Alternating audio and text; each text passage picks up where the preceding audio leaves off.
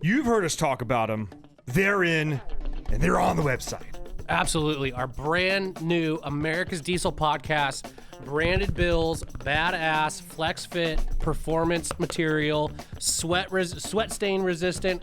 It literally feels like it cools your head.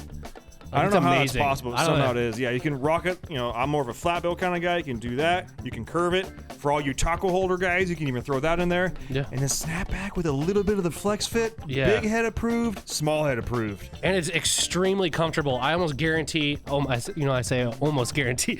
No, I guarantee this is the most comfortable hat you will ever wear. And the logo, rubber.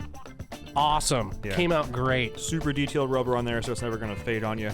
If you want to get one of these in your hands, they are $50, shipped to the lower 48, plus tax, if applicable in your state. Just go on the dieselpowerproducts.com, search hat, look for the fantastic Jam and Eagle logo, and pick yourself up some before they're out of stock. Yeah. You're listening to America's Diesel Podcast. So we were just talking right before the episode started, and Corey's wife actually still owns her first car she ever bought, right? Yeah. What is it? 02 Firebird. Right on. I call it the Fire Chicken. 6-cylinder. Yeah. Yeah, automatic. Is it red? No, it's like that pewter. It's almost like silvery bronze. Okay, I know exactly what you're talking about. Yeah. It's a nice color.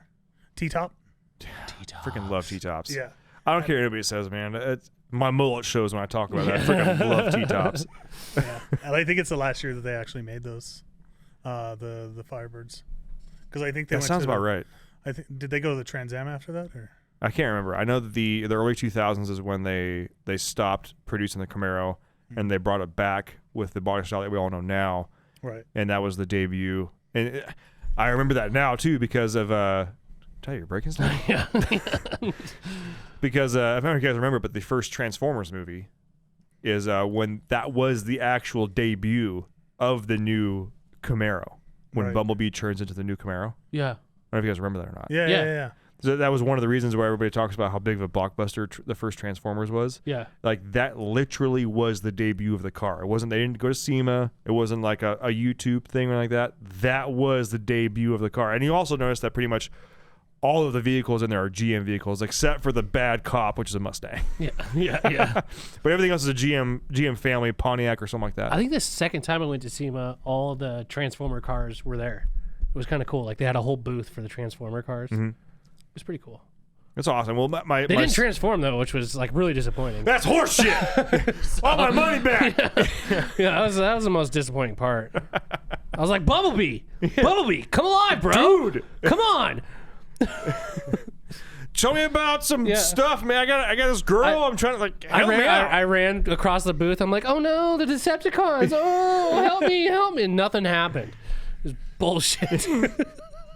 Well, my son is like super into Transformers right now, to the point where we've even now bought all of the old actual cartoon Transformers. Oh, there you go. Yeah. And he loves them. I think they're making a new one. I saw. I don't know if it was fake or not. Who knows? I can't tell. But I think there's a new one. I think they're all bad. Like, even the good ones are bad. That's what I got from it. I don't know. Well, maybe don't trust my. That's probably a push for everybody to go to electric now. These damn Autobots. These Autobots. Using the Allspark, taking our natural gases. You need to mine these batteries and kill these children that are mining them batteries. Yeah. That's more efficient.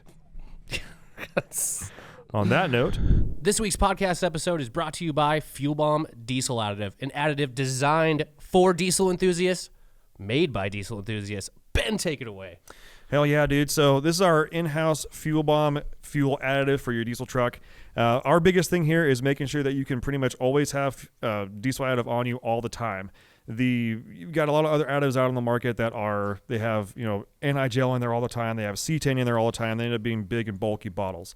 Our standard everyday diesel fuel additive is 1 ounce per 32 gallons, and that's its main job is to make sure that your fuel system stays lubricated and prevents the formation of algae. And it should also help you in colder climates too. Should definitely help you in colder climates. Along with cleaning your fuel system and maintaining it, it'll also help you bump that cetane number up for a more efficient burn of your diesel fuel. And if cetane is just what you're after, there's the Fuel Bomb Hellfire, which is our straight 8+ cetane enhancer. Yeah, and you guys asked, and we brought them back. We did go away from the bottles that didn't have the measuring little parts in there. We brought them back for you, so now you can measure out your 1 ounce per 32 gallons for the F-Bomb or 4 ounces per 32 gallons for the Hellfire. Both these additives are available on our website, dieselpowerproducts.com. Now let's get back to that episode. Thanks for tuning in. Ben and Tyler here. Make sure and check us out on all the normal podcast mediums and the social medias by searching America's Diesel Podcast.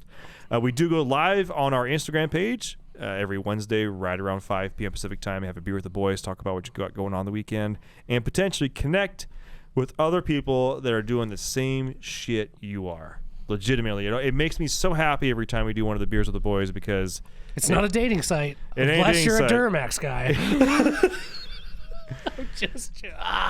Point of clarification, okay? If this is your first episode, this isn't going to make any sense to you. But if you listen to other episodes, if for some reason you're here and you think that I genuinely hate Duramaxes, I don't. I don't either. I actually think they're really cool. There was a long time where I was debating buying a Duramax. Me too. I really like LMMs. Tyler hates them, but I really like them. But the thing is, I'm a 7.3 guy, which means there's a lot of things you can make fun of. Okay, straight up facts. And I fully embrace it and I get it. But that means I gotta pick something to make fun of too. Yeah. And that's the fact that every single Duramax owner has sparkly britches and drinks pink Starbucks drinks. Yeah. He likes dudes, but whatever. It's neither here nor there. It's neither here nor there. But by the way, we sell parts for all diesel pickups, including Duramaxes.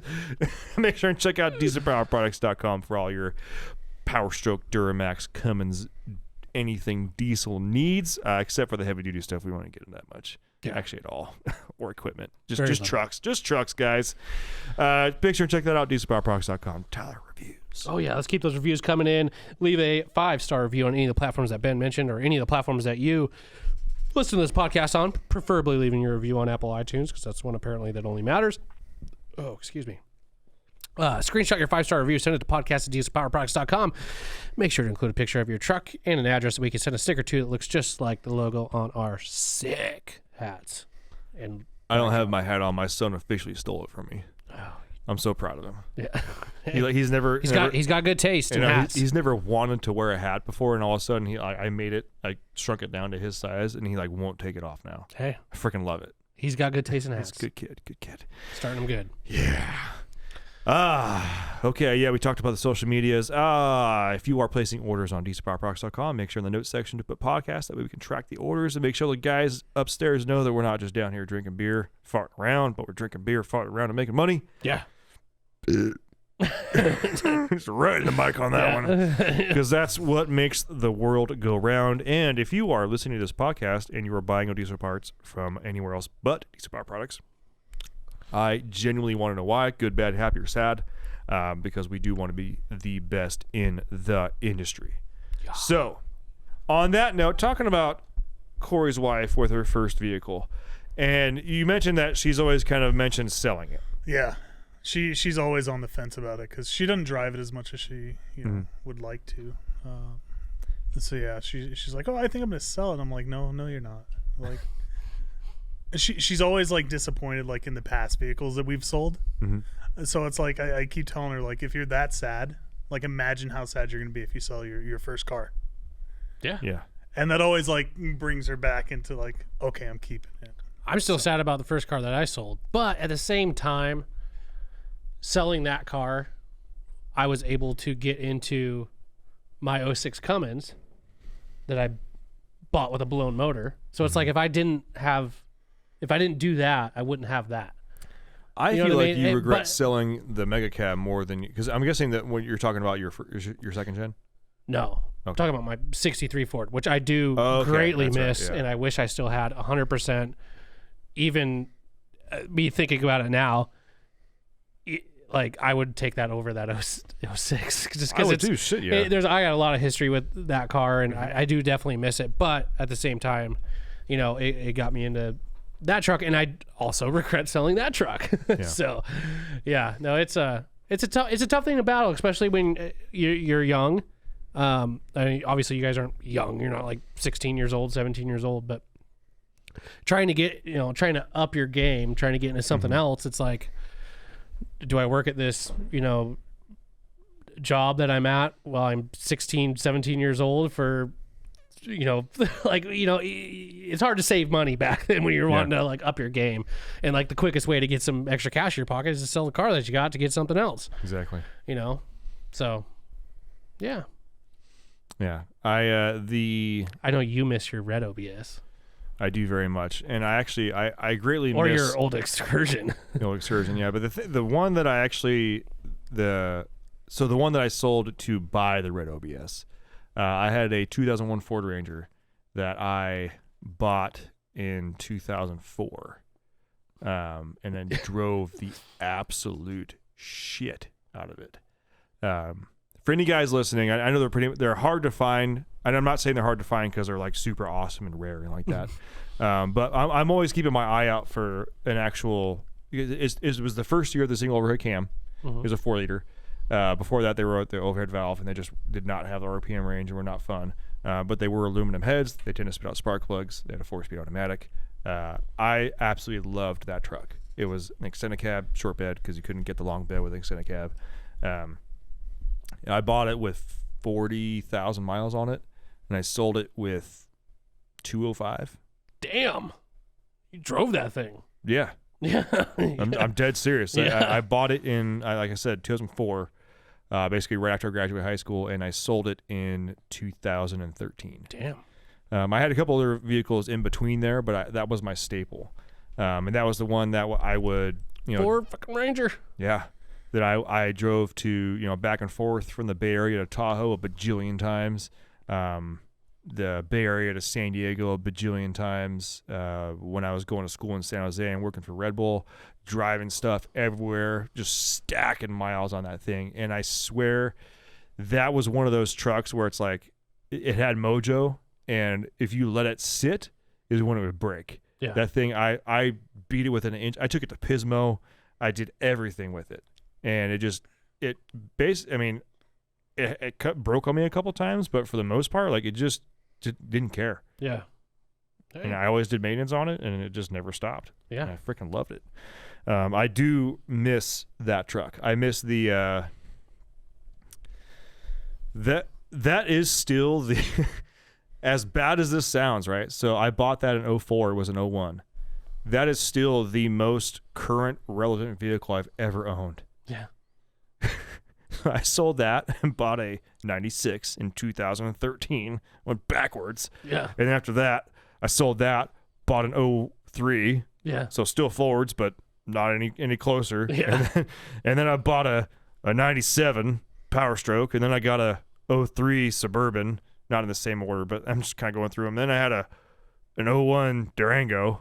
Yeah. And I've got an 01 Excursion. I'm stuck in this like 95, 05 era. Yeah. And so I've kind of determined like that's the era of vehicles that I feel comfortable with. Yeah. I feel like I'm always going to be that guy that has the late 90s to like late 2000s. Like I'd say like the 96 to 2010 is always going to be like my year range of vehicles that I will always be comfortable with. Yeah. And that's just the kind of guy I am, I guess. Yeah. But yeah, I miss that one. I do miss the red trucks so bad. And apparently you're a Ford guy. Could you tell? No. What was your first car, Corey? 73 Volkswagen Super Beetle. Oh, boy. Yeah. Very nice. You Nazi. Yeah. Not my favorite car. Love the car, but not my favorite car. My favorite was an 86 Comanche. Yeah. And that was one when you were living in San Diego? I mean, I was still stationed at 29 Palms at that point. Mm-hmm. Yeah. My favorite kind of quote about Volkswagen Bugs is actually from Grand Tour. Mm-hmm. Jeremy Clarkson. He has got the best like one-liners. He's like, they built the beach buggies, and his, of course, he put a Land Rover V8 in it, and it was like just like it looked like it's hemorrhaging out the back of his beach, and everybody else has the original Volkswagen. And he's like, that's not an engine, that's a fan. That's an engine. Because they got the air it's cooled. True. Yeah, that's a fan. This is an engine. But anyways, it's basically a fan hooked up to a couple of cylinders. Yeah. It moves air, but not in the way you think it does. So this is pretty cool. It is. So there was a one of our latest reviews was like, I love listening to your guys' podcast. I listen to it on the way to work and whatnot. Talk about some more 6.0 stuff. Yeah. All right. How about a GTR swap 6.0? Okay. Fuck yeah. I usually am not a huge fan of the car swap craze with big diesel, bigger, or just truck diesel engines. This thing, however, is kind of cool. I like 80% love it. Yeah, it's kind of a love-hate kind of a thing. Some I'm like, that's dumb. Why would you even do that? And then I see something else, I'm like, hell yeah. Yeah, so this thing, what year is it? 2015, is that what it is? Maybe. Oh, it's a Nissan GTR, like the new body style GTRs that Lyfe Motorsports decided to put a 6.0 Powerstroke in it. And the coolest, they're running a 4R100 transmission in that. Hell yeah, dude. So you guys want to talk about 6.0 stuff? Up a little bit, right there. It says something about torque and 822 horse, 1299 torque. Yeah. Out of a 6.0, hell yeah. Yeah, they teamed up with like Riff Raff and some other companies, Molly Motorsports. KC Turbos. This thing's bad to the bone. So it's a 2004 6.0 engine, factory block, Molly ceramic coated pistons, lifters, push rods, camshaft, an inverted 6.4 intake manifold, which, have you heard of that being retrofitted onto a 6.0? Because I have not. Inverted. I'm trying to think. I have to imagine that. They would have had to cut the flanges off and re-weld them on because they're probably trying to get rid of hood clearance. I don't think they care about hood clearance because there's a hole in the hood. But even that, still look at the hood though. I mean, they're still trying to make some, you have some aerodynamics going on there. Yeah, it's an all-wheel drive vehicle, so their engine's already going to be taller than they really want it. Nope. It's not? They nixed the all-wheel drive. It's only rear-wheel drive now because of space. Okay. And what's cool is they have a stage 1 KC Jetfire turbo. Fuck yeah. With an 80 millimeter turbo, and they're running a Terminator T500 H-pop. So Joey got on board. We still don't know anything about tuning. I'm sure it's probably in-house stuff they're doing. Injectors. Super custom tuned. I'm sure all of that is pretty well built. I have to imagine they're running some sort of either nitrous or water meth kit, because if they're running a stage 1 with 250s, that's a... does it say that? You've got the fuel. I would assume so. Go back up. So hold on right there. See, yeah, it came with an all-wheel drive drivetrain. Well, they wanted to keep it that way, but no. So it's rear-wheel drive, custom-built 4R100, 4-speed automatic, fitting all under the hood within the factory dimensional wall. Oh, that was never going to happen. So new transmission tunnel and firewall, of course. I'm surprised they wouldn't have gone with a 5R. Or especially because this car that they're building is for Pike's Peak. Yeah. I'm surprised they didn't go with something with more, like an 8-speed or a manual. I could see why not a manual, because of keeping boost with low air density as you start getting higher and higher and higher and higher and higher, right? I mean, they obviously got the money. Like, why not an 8-speed? I think if I had to guess why they didn't do a 5R is just the physical footprint. I mean, a 4R is smaller than a 5R. And as you start going up and up and up and up with that, there's more and more and more space that has to be taken care of. But I would imagine that as far as the custom building they did on the 4R, is I feel like they almost would have to have like 2, like 1 and 2 and 3 and 4, or like 1 and 2 and 3 and then 4 or something like that. The gear ratios must have been so weird. Yeah. Because I'm not sure what gears they spend the most time in, because there's lots of switchbacks. But it's then all again, uphill. It's all straightaways. So, and then there's the big long straightaways too. Well, they want, I mean, they want acceleration to be fast. Right. That's the thing I like about Pike's Peak cars. They all kind of look like this, and I think they look badass. Like they're just trying to literally get the most power they can while still being able to corner slightly fast, relatively fast. And we're talking about usually the record is Birdsall, 11 minutes, and I can't remember. They talk about it up here, but it's a 12-minute run. You're flogging it, and you're going uphill and increasing elevation. And you're not doing the same corners over and over again. It's a one-way thing, and And you're gaining so much altitude that now becomes a factor, which is one of the reasons why you see such cool aero packages on these things. Yeah. But it's a 4,000-pound car with 800 horsepower. Fuck yeah. 1,200 foot-pounds of torque. 1,200 foot-pounds of torque. Yeah, so 11 minutes and 24 seconds was time to beat between 11 minutes and 24.065 seconds. So these guys are trying to beat Scott Birdsall's record with with his little like rat rod looking Old Smoky is what he called it. Yeah, it was a compounded, or was it compounded or tripled? I think it was just compounded. I think it was just compounded dynamite fuel. Yep. Fast pumps on it. That was a badass truck. But they went to run it and they had some issues. Wait, a 6-liter? No way. Yeah, scroll down to the bottom. They talk about it. While the car was, with the car ready and pressure on, the team is ready. So how they do? Unfortunately, oil pressure issues caused the team to withdraw from the race because they could not attempt the record. However, they know they're going to be back next year to dethrone Old Smoky F1. It's kind of cool. That is one of the hardest things. Normally you'd think like, okay, oil pressure is important, right? But like oil pressure on a Huey engine is super important. Is paramount. I wonder if it had to do with a T500.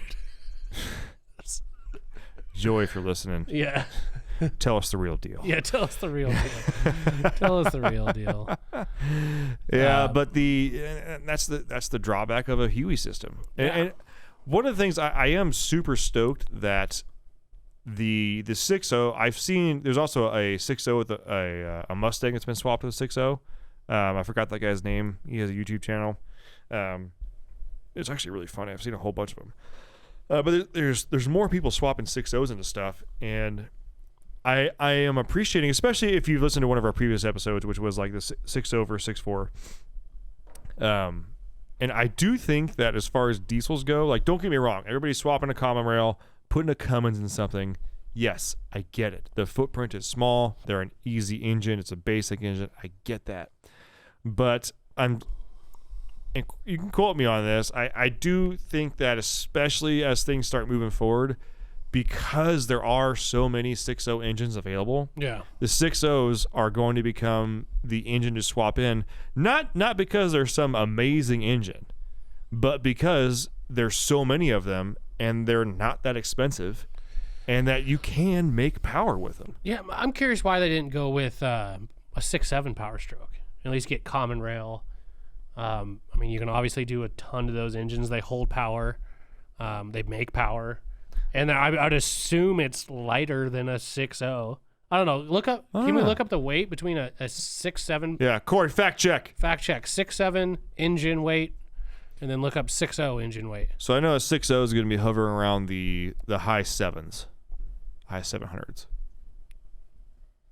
And I do like the 6.7 design as far as they've got basically the flipped heads where the exhaust is in the valley and the intake's on the outside. Reverse flow. Yep. Which is cool. We just want to know weight. What's the weight? Engine weight.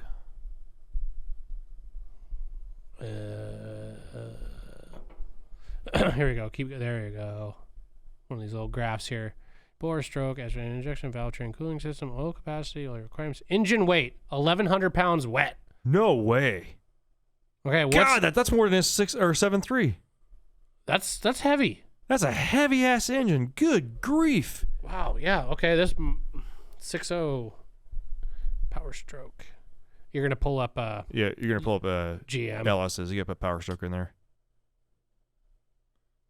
Wow, 1,100 pounds. That is heavy. That is heavy. That is not what I was expecting. Well, 6.0 is 920. 920 pounds? According to two sources. Okay, but that is an hold engine. On. Well, look up a 7.3 then here. Because a 7.3 weighs more than a 6.0. I can guarantee you that. That's crazy. I would thought that the 6.7 would be lightest. I thought a 7.3 weighed about 300 pounds more. 900, the same? No way. Wow. Dry. That's dry. Wet? What's wet? You got to add about 9,000 quarts of oil in there. Yeah, it's like 30 pounds. So you're approaching 1,000 pounds. Wow, I was not expecting that. Approximately 920 dry. There's a lot of plastic on 6.7 engines. Yeah. Now maybe I know why they did that. Powerstroke dry weight. Okay, so, all right. So let's go all dry weights for now. So 6.7 Powerstroke dry weight, $970. Okay. We'll do 7.3 just for my own shits and giggles here. $920. Yeah, so it's pulling up. And we'll go 6.0.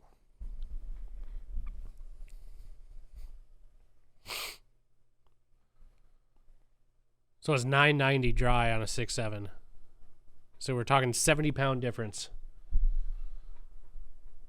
That's crazy to me. Yeah. I thought that because what are their heads?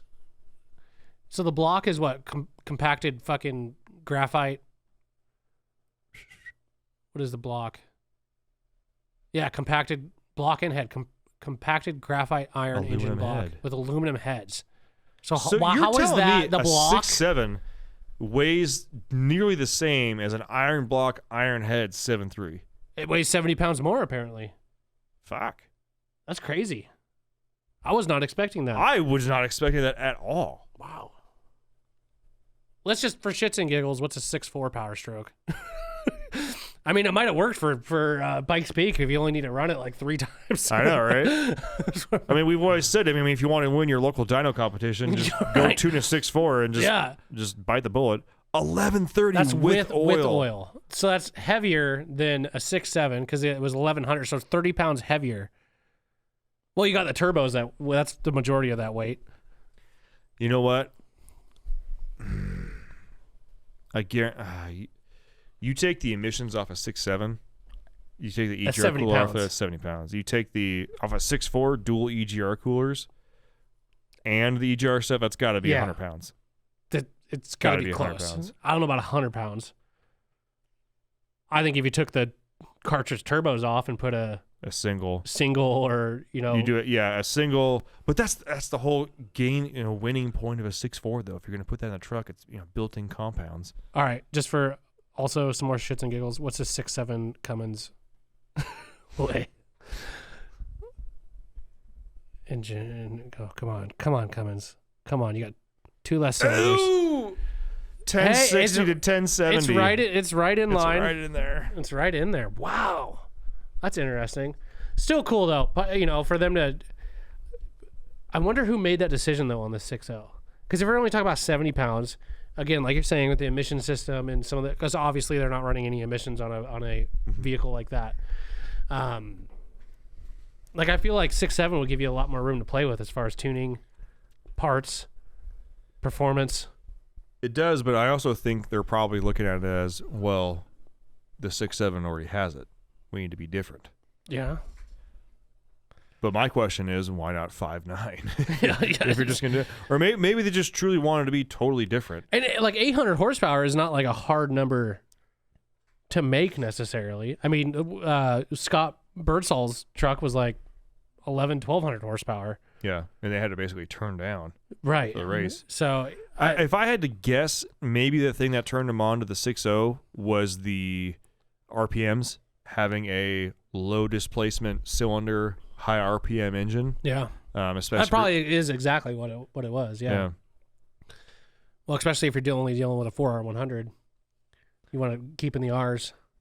Well, again, I mean I think the 4R100 was a afterthought of the 6.0. I feel like the whole engine and transmission was kind of an afterthought. What can we get cheap? We spent all our money on this GTR. Well, also let's think about it. They have a GTR and a Cummins, albeit a easy motor to stab into vehicle. It's tall.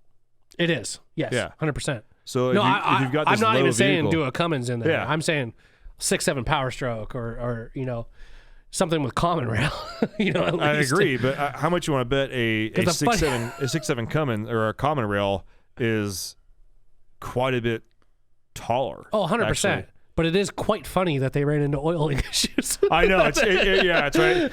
You don't say. Oh, really now? That's kind of funny. But it just, I'd like to know. I tried to look at these guys' website to get more information about it. They don't really even have a website, Lyfe Motorsports. Mm-hmm. So I couldn't find any. Although I did search for like a total of like 3 minutes. But that's like 9 years in Google Life. I know. Lyfe Motorsports. Salt Lake City, Utah. Oh wow, there it is. I don't know. Maybe I spelled it wrong. Wow, you suck, Tyler. Well, is this the? Corey wins. I guess that's a GTR. That must be into. Is that a GTR? Yeah. No, Is it not? I don't know. That's a GTR, bro. I'm out of my realm right here. Yeah, I mean these guys must be.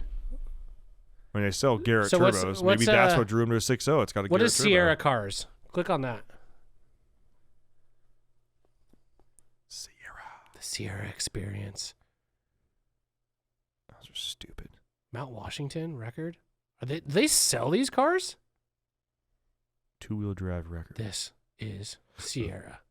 Wow, this is like a street side by side on steroids. It literally is. Oh, Travis they got Pastrana. Okay. Well, 100%. What One of is the coolest things I've ever driven. It's literally a side by single. It's like a Polaris RS1 With a cockpit. starting at $58,000. Wow. Yeah, but how fast is this thing? It probably freaking shreds. Okay, what motor's in this? We Starting gotta at find out. 38. Click on that. Starting at 38. Well, that's for this one. It's fine. Well, still click on it because it's going to show us the options. I'm sure. 700R. So I'm gonna get it's got 700cc engine. $10,000?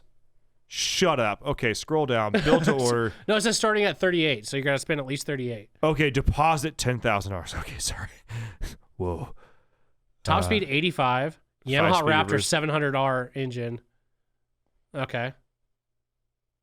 Starting at 38. What's the other packages? Yeah, okay, I'm over this one. What's the next highest one?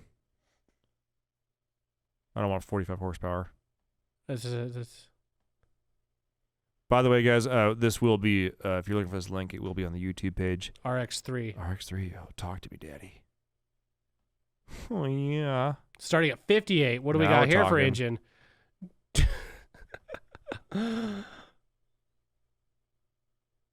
121 miles an hour. There we go. Hayabusa motor. Now we're fucking talking. Yeah. We got the 200 fat guy horse. motorcycle street bike engine. Yeah. Well, these guys are kind of cool. I mean, 6-speed sequential. I don't know where you're driving this thing. It's like a track car, basically. Yeah. They say it can go off-road, but I'm telling you right now, the places we go, you ain't taking that thing. No. And it looks like it's just two-wheel drive, too. Racing slicks are 30-inch off-road tires, but it's two-wheel drive. Oh, they're priding themselves that it now has reverse. We now have reverse. By the way, you can go backwards now. Yeah, that's nice. Okay. Well, that's kind of, I mean, for a guy that wants to go out on the track and race around, and it's basically a side-by-side. It's a single-seat side-by-side. It looks like an Ariel Atom competitor. The Alpha. That's the one. 450 horsepower. Click on that. Oh, it's a turbocharged Hayabusa. 450 horsepower. There's obviously not street legal. Yeah, Like, okay, that thing fucks. Up to 600 horsepower. Jesus. What does it say? What is it in 2.2 seconds? 0 to 60, 2.2 top speed, 140. Wow. All That's right, faster that thing than a gets Tesla. down. Yeah. Like a Tesla's like 2.9, like the Yeah, Model but X. it weighs like 1,100 pounds. So I mean, Yeah, that's true.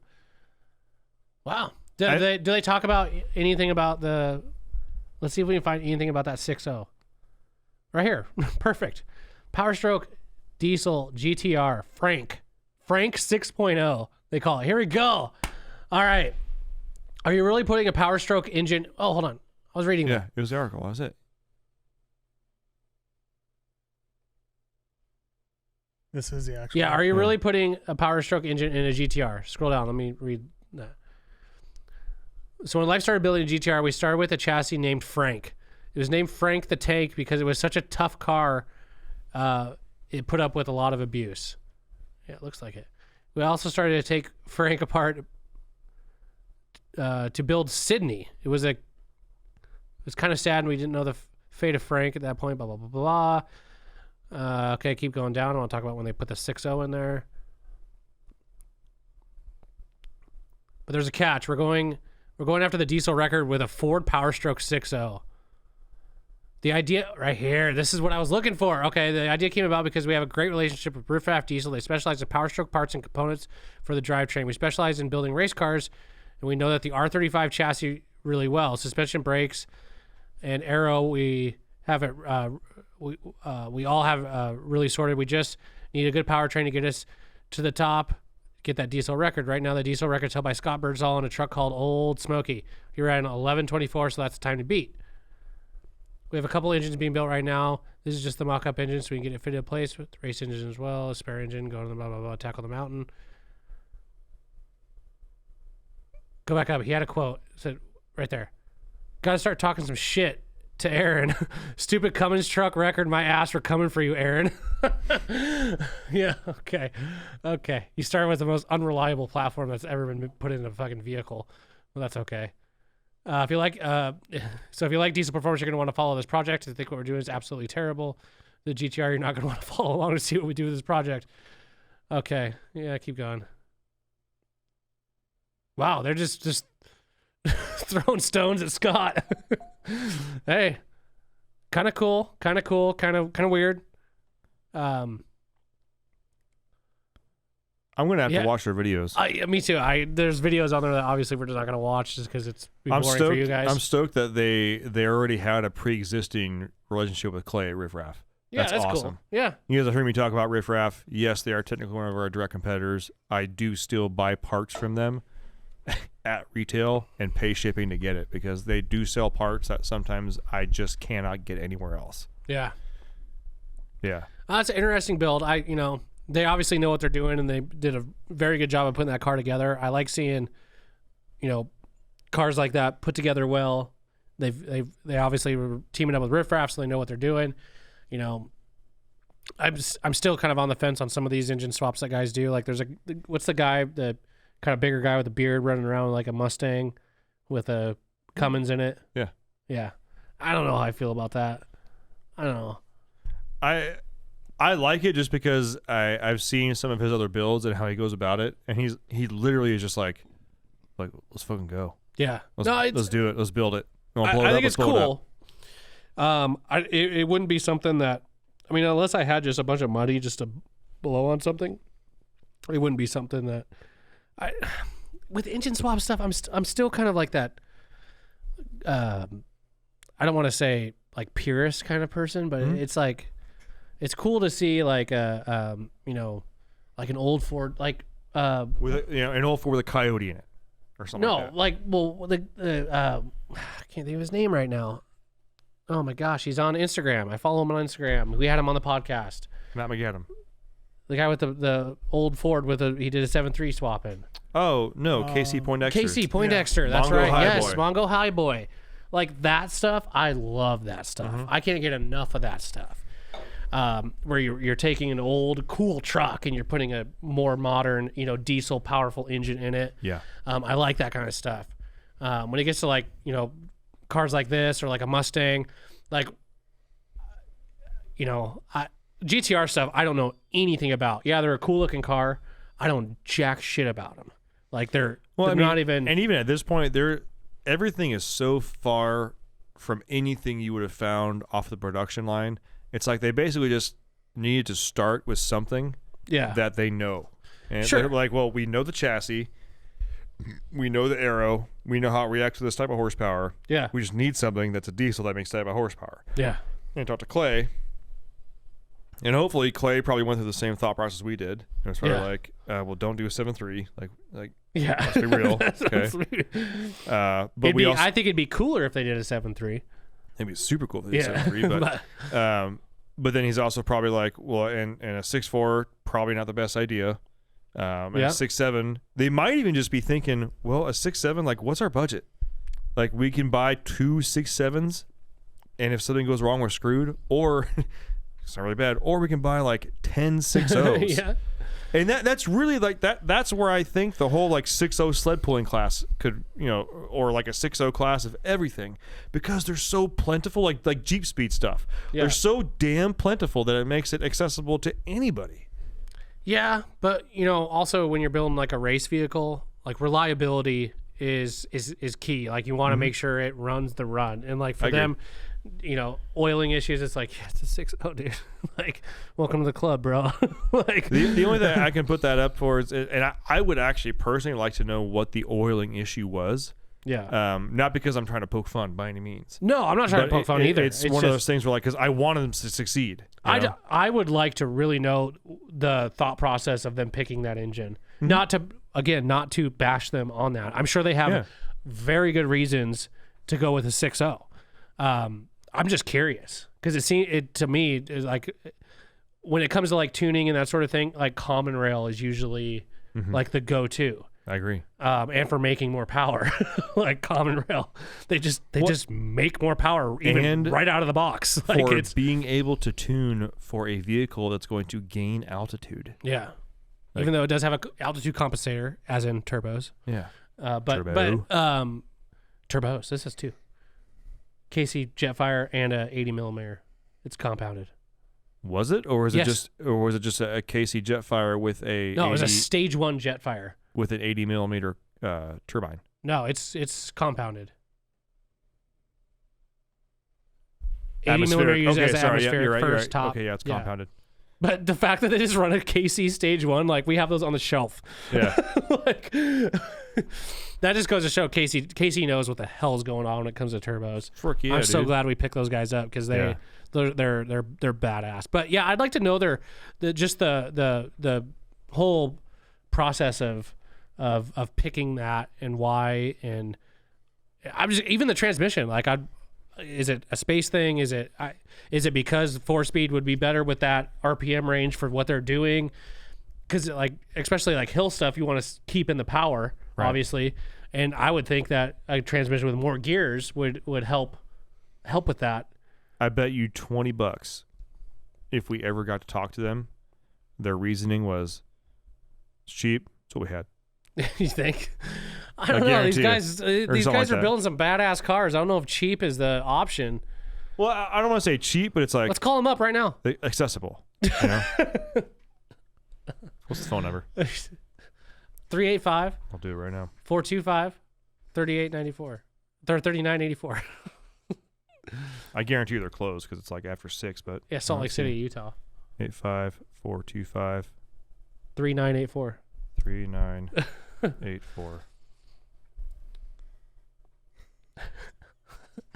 Put on speaker. You won't get this in any other podcast, by the way, guys. This is happening in real lifetime. I'm leaving a voicemail. Your call has been forwarded to an automatic. It's like a dude's cell phone. 8015029. Should be some radio silence here for a second. 45 is not available. Did you dial the right number? It gave me an 800 number as the phone number. 385-425-3984. That's what you dialed? Can you verify that for me? 385-425-3984. Yeah. Huh. It might be worth an email to them. Yeah. Go to their like main page. Because I know sometimes people forget to update their phone numbers on Stuff on Things page, but yeah, they may have like a... Or is that the actual number on their contact That page? was their contact us page. Well, fuck it. We're calling it again. I'm leaving the voicemail.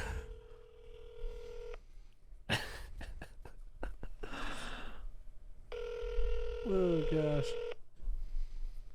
Lyfe. Lyfe. Your call has been forwarded. It's like a dude's cell phone. Voice message system. Listen. 8015029. Well, 801's a Salt Lake City area code. It's okay. Not available. Hi there. My name is Ben. I'm with a podcast called America's Diesel Podcast. We're actually just talking about the 6.0 Powerstroke you put in the Skyline. It's pretty GTR. Already messing it up. We've had a couple of barley juices. It's pretty badass. I was hoping you'd possibly be able to talk to us more about it. If you want, you can shoot me a call or text back on this phone number. I'm not going to put it on here because I'm actually recording this live on our podcast. Or you can shoot me an email. Email address is ben@dieselpowerproducts.com. Again, that's Ben as in short for Benjamin. So BEN at dieselpowerproducts with an S.com. Thanks. Boom. Let's see if they call back. Shit. We'll see what happens, boys. Yeah. That'll be interesting. That'd be rad. Have them call in. Yeah. That'd be badass. Well.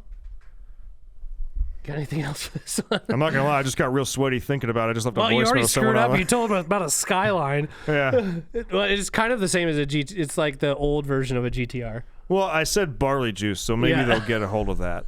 maybe they'll They are in respond Utah to it. though, so they might be Mormons, so they might not drink, so they might not call us back. Well, they probably drink their, what is that, like the 2.2% beers or 2.8 beers or whatever the hell. Yeah. We got to drink like 96 of them to get like buzzed. Yeah, it's like a watered down Michelob Ultra. Yeah. But that's kind of, that's pretty much all I have for this episode on that. I mean, I don't know. You got anything else? Well, on that cliffhanger of Ben leaving a voicemail to someone's phone number on our website, and this is why you listen to the best diesel podcast in the industry, because we do shit live. Yeah, we should call Scott. Where does Scott work for? Birdsall. I don't know. We should try calling him too and just be like, hey, I heard these guys at this shitty GTR and this 6.0 Powerstroke are trying to beat your record. Okay, here's what we're going to do.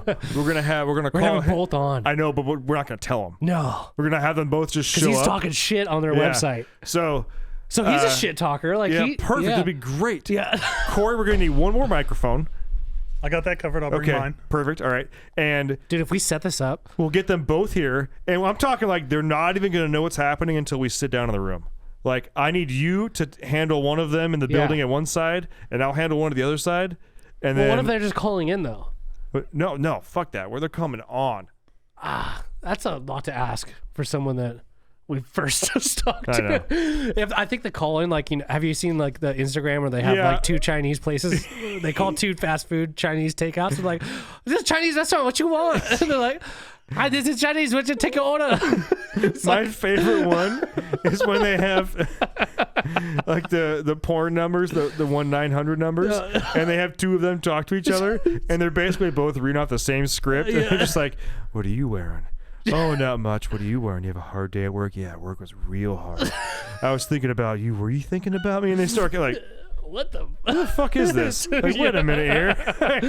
The Chinese restaurant is so funny though, because it's no, I'm Chinese restaurant. You call me. Chinese restaurant. You call me what you want. So I'm gonna have Scott. I'll get Scott on the phone. You get him on the phone, and we'll just be like, yeah, what's up? Yeah. we're the and go. Yeah, Lyfe Motorsports. You were talking shit about Scott. Care to discuss that with Scott? Scott, do you have a response? Yeah. I didn't know this was gonna happen. Yeah. Is this really him on the phone? Yeah. Okay. Fuck you. That would be like, seriously, it'd be fucked up, but it'd be funny. It'd be amazing as hell at the same time, dude. Hopefully they don't listen to this one first. Yeah. Or else they know our plan. Well, we just gotta get a hold of them before this one drops, and then we drop this one, and then that one is immediately after. Oh, damn. Yeah. Damn. And again, this is why we are the best diesel podcast in the industry, because I don't know anybody else keeping it real like we are. Keeping it real. For the facts, for the boys. Yeah, that's right. That's right.